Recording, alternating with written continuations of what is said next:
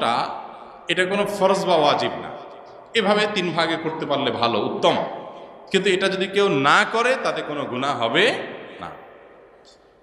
আমাদের সমাজে সমাজের ভাগ নামে একটা ভাগ কোরবানির ক্ষেত্রে প্রচলিত আছে।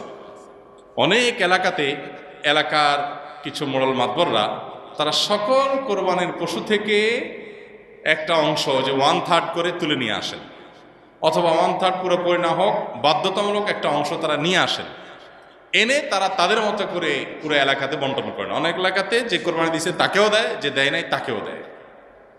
এখন এই সমাজের ভাগ নামে যে ভাগটা বাধ্যতামূলকভাবে কালেকশন করা হয়, সেটা কোনো অবস্থাতে জায়েজ না।